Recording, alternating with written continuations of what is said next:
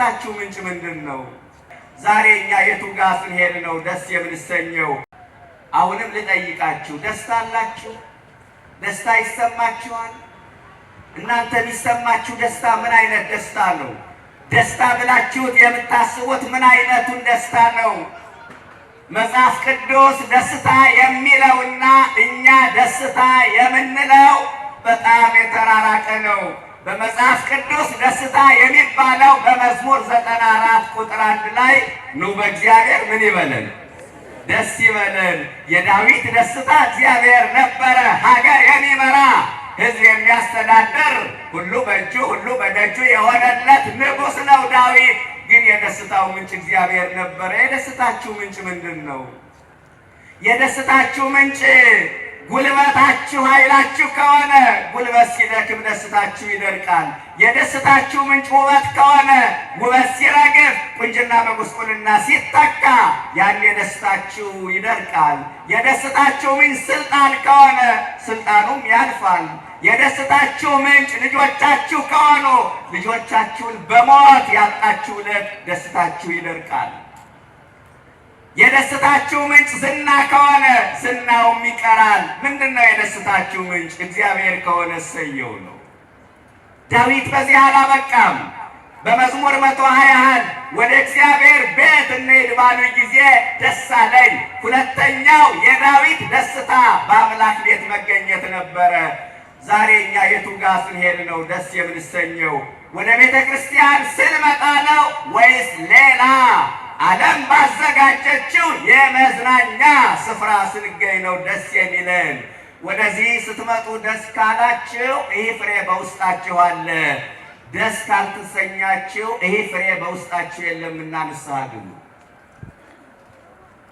የደስታ አይነቶችን እየነገርኳችሁ ነው። የዳዊት ደስታ እግዚአብሔር ነበረ። የዳዊት ደስታ በእግዚአብሔር ቤት መገኘት ነበረ።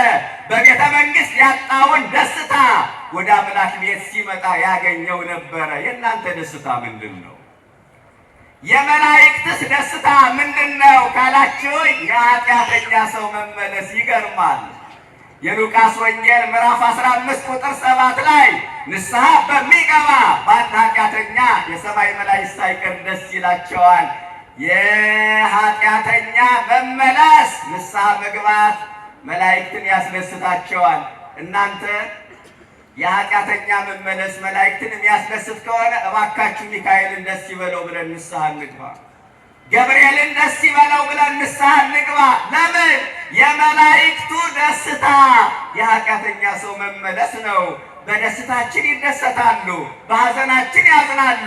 ወይሬዩ ትፍሥሕተ እንተ ትከውን ለካህናት ከበዚያሆሙ ይእትያለ ዮሐንስ አፈወርቅ።